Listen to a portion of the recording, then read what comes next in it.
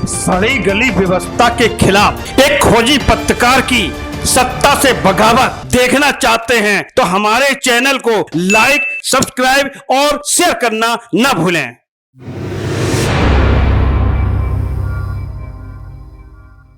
नमस्कार दोस्तों, स्वागत है आपका दृष्टांत न्यूज में। मैं हूं आपका अपना संजय राजन, लेकर आया हूं एक बार फिर मुद्दे की बात राजन के साथ।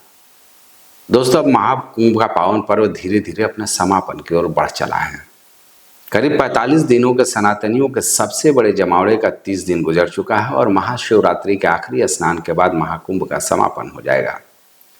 दोस्तों, इस आयोजन को लेकर योगी सरकार के दावे से कहीं ज्यादा श्रद्धालुओं ने संगम में आस्था की डुबकी लगाकर एक नया विश्व कीर्तिमान स्थापित कर दिया।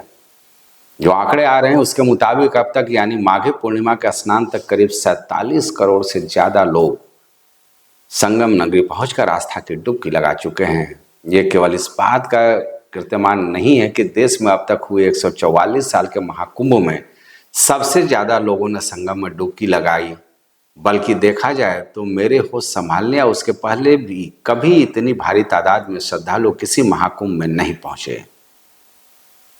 ये तो देश की बात हो गई। अगर विश्व पटल पर देखा जाए तो इस बात का भी एक नया कीर्तिमान स्थापित हुआ है। दुनिया के किसी भी धार्मिक आयोजन में इतनी भारी तादाद में लोग इतने कम समय में इकट्ठा नहीं हुए हैं। महाकुंभ में एक लंबे समय बाद सारे पीठों यानी चारों पीठों के शंकराचार्य शामिल हुए, बल्कि इस महाकुंभ में राष्ट्रपति का पहुंचना और संगम में डुबकी लगाना भी एक लंबे समय बाद इतिहास को दोहराने जैसा रहा। इसके पहले आजाद भारत के पहले राष्ट्रपति राजेंद्र प्रसाद संगम पहुंचकर आस्था की डुबकी लगाए थे। उसके बाद शायद कोई राष्ट्रपति किसी भी महाकुंभ में प्रयागराज नहीं पहुंचा। एक नया कीर्तिमान और बन गया है कि पहली महिला राष्ट्रपति बनी द्रौपदी मुर्मू, जो महाकुंभ पहुंची और संगम में स्नान किया। पूरी आस्था और श्रद्धा के साथ द्रौपदी मुर्मू को आपने संगम में आस्था की डुबकी लगाते हुए देखा था। यह संगम इस दोहराते इतिहास का भी गवाह रहा है। अब समझिए कि मैं क्यों कह रहा हूं कि महाकुंभ ने दुनिया भर के अलग अलग धर्मावलंबियों को एक बड़ा संदेश देने में कामयाबी हासिल की है। दोस्तों, एक आंकड़ा देख रहा था कि दुनिया में सबसे ज़्यादा लोग ईसाइयत को मानने वाले हैं या ईसाई धर्म का पालन करने वाले हैं, जिनकी संख्या करीब करीब 238 करोड़ से 40 करोड़ के आसपास है। दूसरे नंबर पर इस्लाम आता है, यानी जिनकी संख्या दुनिया भर में करीब 190 करोड़ से 200 करोड़ के आसपास है। और तीसरे नंबर पर सनातन धर्मावलंबी यानी हिंदू धर्म को मानने वाले आते हैं, जिनकी संख्या करीब 166 करोड़ से 170 करोड़ के आसपास है। लेकिन दोस्तों, सनातन से इतर, चाहे बात की जाए ईसाइयत की या फिर इस्लाम की, शायद ही इस तरह का कोई धार्मिक आयोजन आज तक हुआ हो जिसमें इकट्ठे 45 से 50 करोड़ लोग अपनी भागीदारी निभाए हों। हालांकि विश्व पटल पर देखा जाए तो ईसाई धर्म के मानने वालों का भी आयोजन होता है और इस्लाम धर्म के धर्मावलंबियों का भी। आप जिस तरह से जानते हैं, हज या उम्रा की बात कर ली जाए तो ये विश्व पटल पर होते हैं। इसमें भी भारी तादाद में लोग पहुंचते हैं, लेकिन शायद इतना बड़ा जमावड़ा जो प्रयागराज महाकुंभ 2025 में हुआ, ऐसा आज तक नहीं हुआ। तो ये एक नया विश्व कीर्तिमान बनाने जैसा है। अभी तो महज 30 दिन पूरे हुए हैं और करीब 15 दिन का समय और शेष है। यह आंकड़ा अगर आज 47 करोड़ के आसपास है तो ये मान लिया जाना चाहिए कि महाकुंभ की समाप्ति तक महाकुंभ पहुंचने वालों की संख्या करीब करीब 50 से 55 करोड़ के आसपास पहुंच जाए तो इसमें आश्चर्य नहीं होना चाहिए। आपने देखा था कि कैसे पौष अमावस्या के दिन करीब 8 करोड़ लोगों ने आस्था की डुबकी लगाकर एक नया कीर्तिमान बना दिया था। ऐसा लगा जैसे पूरा सनातन धर्म प्रयागराज की धरती पर जीवंत हो उठा हो।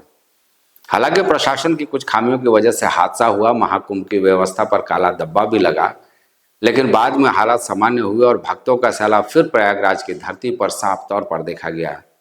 एक अद्भुत उत्साह का मंजर रहा कि पूरे देश से श्रद्धालु लाख विघ्न बाधाओं के बावजूद पवित्र संगम नगरी पहुंचे और आस्था की डुबकी लगाए।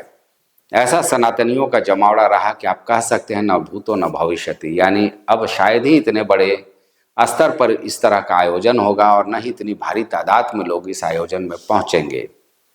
अब सोचिए, यह महाकुंभ इस बात का भी गवाह रहा कि कैसे बड़े बड़े नेता नगरी भी खुद को आस्था की डुबकी लगाने से नहीं रोक पाए। खुद प्रधानमंत्री नरेंद्र मोदी, केंद्रीय गृह मंत्री अमित शाह, केंद्रीय रक्षा मंत्री राजनाथ सिंह, केंद्रीय मंत्री शिवराज सिंह चौहान, अनुराग ठाकुर से लेकर तमाम ऐसे केंद्रीय मंत्रिमंडल के सदस्य थे, कई राज्यों के मुख्यमंत्री जो बीजेपी शासित राज्य हैं, उन्होंने संगम पहुंचकर आस्था की डुबकी लगाई। बात यही रहती तो समझ आता। बेशक कांग्रेस सांसद नेता प्रतिपक्ष राहुल गांधी यहाँ न पहुंचे हो, लेकिन समाजवादी पार्टी सुप्रीमो अखिलेश यादव संगम में पहुंचे, आस्था की डुबकी लगाई और ठीक ठाक चर्चा भी बटोरने में कामयाब हुए। दोस्तों, इस महाकुंभ को लेकर एक और नया कीर्तिमान बना कि अब तक इसके आयोजन में इतना भारी भरकम बजट कभी खर्च नहीं किया गया जितना इस बार महाकुंभ के आयोजन में किया गया। करीब 7,500 करोड़ रुपए खर्च कर प्रयागराज महाकुंभ 2025 को एक भव्य रूप देने की कोशिश हुई। इसके अलावा बड़े उद्योगपतियों की बात की जाए तो अडानी और अंबानी का नाम आप जानते ही होंगे। मुकेश अंबानी अपने 4 पीढ़ियों के साथ संगम स्नान के लिए पहुंचे, अडानी भी स्नान करने पहुंचे। यानी ये कहा जा सकता है कि ये कुंभ कई बातों का एक नया इतिहास रच गया। 120 देशों के राजनयिक भी संगम नगरी पहुंचे और प्रयागराज में उन्होंने भी आस्था की डुबकी लगाई। हालांकि इस आयोजन को लेकर कई खामियां भी रही हैं, लेकिन आस्था की डुबकी लगाने के बाद श्रद्धालुओं के सारे गिले शिकवे भी दूर होते नजर आए।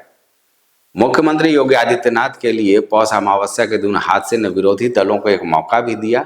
आपने देखा किस तरह से यूपी से लेकर के दिल्ली तक, यानी संसद की कार्रवाई तक, तमाम तरह के सवाल विरोधी दलों की ओर से खड़े किए गए, लेकिन मुख्यमंत्री योगी आदित्यनाथ और उनकी पूरी टीम इस आयोजन को सफल बनाने के लिए लगातार डटे रहे। आपने वो तस्वीरें भी देखी होंगी कि कैसे मुख्यमंत्री योगी आदित्यनाथ जो बड़े स्नान के दिन है, तड़के भोर से ही अपने आवास पर बने मॉनिटरिंग रूम में एक एक गतिविधि पर खुद नजर रखते हैं। दोस्तों, अद्भुत और अलौकिक है महाकुंभ का नज़ारा। इन सब के बीच अगर चर्चा ममता कुलकर्णी की न की जाए तो शायद इतिहास का एक पन्ना छूट जाएगा। जिस तरह से ममता कुलकर्णी महामंडलेश्वर बनी किन्नर अखाड़े की, उसके बाद विवाद हुआ और एक कहा जा सकता है कि एक रिकॉर्ड समय में उनको अपने महामंडलेश्वर पद से इस्तीफा भी देना पड़ा, तो ये भी एक नया इतिहास रच गया। जाहिर सी बात है, महाकुंभ की धरती पर जो पहुंच गया उसने अपने आप को धन्य माना और इस पूरे आयोजन की जमकर सराहना की। तो अगर आप भी अब तक महाकुंभ नहीं गए हों तो जाइए, क्योंकि अब चंद दिन ही बचे हैं, और जरूर देखिए कि आखिर कौन सी ताकत है सनातन में जो भारत के में आए मुस्लिम आक्रांताओं के उत्पीड़न के बावजूद भी आज तक समाप्त नहीं हो पाया। चलिए, हम तो चाहेंगे कि यह सिलसिला अनवरत चलता रहे। सियासतदान बेशक सियासत करे, लेकिन ये तो कहा ही जा सकता है कि लोगों की श्रद्धा, भक्ति और आस्था ऐसे सियासत के सामने भारी पड़ जाती हैं। तो दोस्तों, आज के दिन बस इतना ही। मिलेंगे कुछ और मुद्दों के साथ आपसे अपने इस कार्यक्रम में। तब तक के लिए मुझे दीजिए इजाज़त। और हाँ, अगर आप वाकई चाहते हैं कि हमारा हौसला अफजाई हो तो इस वीडियो को लाइक और शेयर करना ना भूलें। और हाँ, हमसे सीधे जुड़ने के लिए दृष्टांत न्यूज़ को सब्सक्राइब करना भी ना भूलें। यह मैं हर दिन अनुरोध करता हूँ और उम्मीद है कि आप मेरे इस अनुरोध को मानेंगे भी। फिलहाल मुझे दीजिए इजाज़त। नमस्कार।